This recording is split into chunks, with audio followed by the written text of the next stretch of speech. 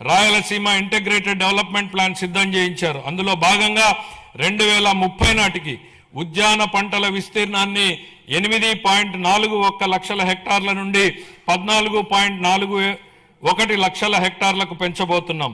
సాగునీరు, సూక్ష్మ సేద్యం ప్రాజెక్టుల ద్వారా నీటి ఎద్దడి అన్నదే లేకుండా చేస్తాం. ప్రపంచ మార్కెట్లతో అనుసంధానానికి రోడ్స్ కనెక్టివిటీ పెంచుతాం. అనంతపురము, అన్నమయ్య, చిత్తూరు, కర్నూలు, నంద్యాల, ప్రకాశం, మార్కాపురం, సత్యసాయి, తిరుపతి, వైఎస్ఆర్ కడప జిల్లాల్లోని 303 మండలాల పరిధిలో 200 పైగా హార్టికల్చర్ క్లస్టర్లని ఏర్పాటు చేయడం జరుగుతుంది. ఇందులో product perfection, forward and backward integration, మొత్తం వాల్యూ చైన్లో ప్రపంచవ్యాప్తంగా ఉన్న అత్యుత్తమ విధానాల్ని అమలు చేయడం వంటి ప్రణాళికలో భాగం. ఈ ప్రాజెక్టు వల్ల ఉత్పాదకత గణనీయంగా పెరుగుతుంది. ఉద్యాన ఉత్పత్తులకు మంచి ధర లభిస్తుంది. లక్షల మంది రైతులకు లబ్ధి చేకూరుతుంది. వ్యవసాయేతర రంగాల్లో ప్రత్యక్షంగా 9 లక్షల ఉద్యోగాలు లభిస్తాయి. రాయలసీమపై వెనుకబడిన ప్రాంతం అన్న ముద్ర తొలగిపోతుంది. రాయలసీమ పేరు చెప్తే మిగులు అన్న మాట తప్ప కొరత అన్న మాట వినపడదు. ఈ ప్రాజెక్టుకు సంబంధించి 30,000 కోట్ల రూపాయలతో ప్రతిపాదనల్ని సమర్పిస్తున్నాం. అప్పుల గురించి మాట్లాడుతున్న ప్రతిపక్ష మిత్రులకి ఒక విషయం గుర్తు చేయదలుచుకుంటున్నాను. మాకు 9,74 లక్షల కోట్ల రూపాయలని అప్పు మిగిల్చి వెళ్ళింది మీ ప్రభుత్వమే.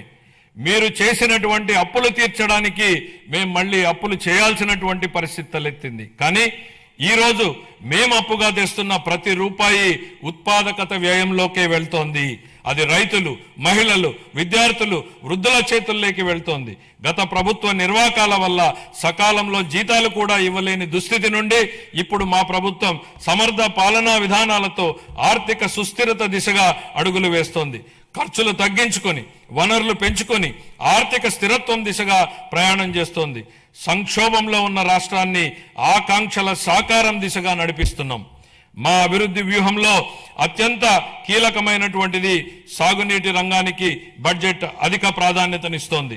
మనం నిల్వ చేసే ప్రతి నీటి బొట్టు, పునరుద్ధరించే ప్రతి కాలువ, సాగునీరు అందించే ప్రతి ఎకరం ప్రజల జీవితాల్ని మారుస్తాయని బలంగా విశ్వసించే ప్రభుత్వం మాది.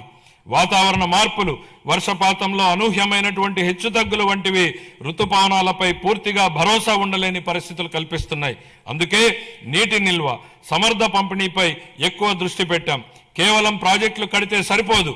భవిష్యత్ తరాలకు దీర్ఘకాలిక నీటి భద్రతను కల్పించేలా మన విధానాలు ఉండాలన్నది మా లక్ష్యం. గత ప్రభుత్వం ప్రజల నిజమైన అవసరాల్ని అర్థం చేసుకోలేదు. బిల్లులు చెల్లించకపోవడం, అధ్వాన్న నిర్వహణ వల్ల సాగునీటి ప్రాజెక్టులు ఎక్కడివక్కడ నిలిచిపోయాయి.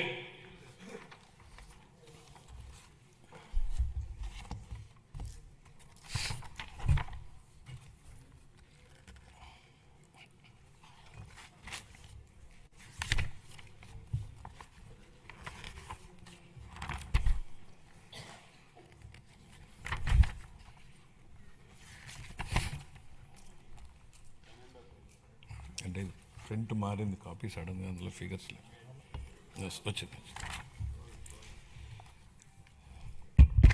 సంకల్పం ఉన్న చోట సాధనకు మార్గం ఉంటుంది. 2 తెలుగు రాష్ట్రాల సాగునీటి వ్యవస్థలపై సమగ్ర అవగాహన కలిగిన గౌరవ ముఖ్యమంత్రి గారు మన రాష్ట్రానికి లభించడం మన అదృష్టం. పట్టిసీమ వంటి పథకాలను ఆయన సక్రమంగా ప్రణాళిక చేసి అమలు చేయడం ద్వారా రాష్ట్రంలోని పలు ప్రాంతాలకు జలభద్రతను కల్పించారు.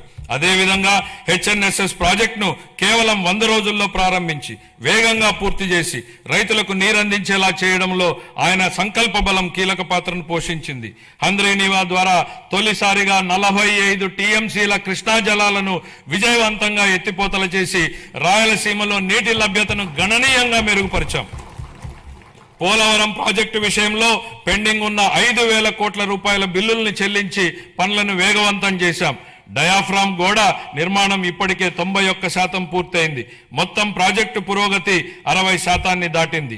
వెలుగొండ ప్రాజెక్టు, బీఆర్ఆర్ వంశధార దశ 2, అలాగే వంశధార నాగావళి మరియు నాగావళి చంపావతి నదుల అనుసంధాన పనుల్లో సమాంతరంగా గణనీయమైనటువంటి పురోగతి సాధించబడింది. అదే సమయంలో రాష్ట్ర వ్యాప్తంగా విస్తృత స్థాయిలో చేపట్టిన ఆపరేషన్ అండ్ మెయింటెనెన్స్ SDMF మరియు FDR పనులు సాగునీటి వ్యవస్థలను స్థిరీకరిస్తున్నాయి. 5 ఏళ్ల విరామం అనంతరం మొత్తం 6047 నీటి వినియోగదారుల సంఘాలను ప్రజాస్వామ్య పద్ధతిలో పునరుద్ధరించడం ద్వారా సాగునీటి నిర్వహణలో రైతుల భాగస్వామ్యానికి మళ్లీ బలోపేతం చేశాం. ఇక ముందు BRR వంశధార 2, హంద్రీనీవా, పూల సుబ్బయ్య, వెలుగొండ మరియు పోలవరం ప్రాజెక్టులను పూర్తి చేయడానికి మా ప్రభుత్వం కట్టుబడి ఉంది. రాయలసీమను శాశ్వతంగా కరువు రహిత ప్రాంతంగా మార్చడానికి పోలవరం నల్లమల సాగర్ అనుసంధానంపై మేము చురుగ్గా దృష్టి సారించాం. రాయలసీమను గ్లోబల్ హార్టికల్చర్ హబ్ గా తీర్చిదిద్దే ప్రణాళికలో సాగునీటి సరఫరా కూడా ఒక కీలకమైనటువంటి భాగం. 2026-27 ఆర్థిక సంవత్సరానికి గాను జలవనరుల శాఖకు 18,224 కోట్ల రూపాయల కేటాయింపును ప్రతిపాదిస్తున్నాను.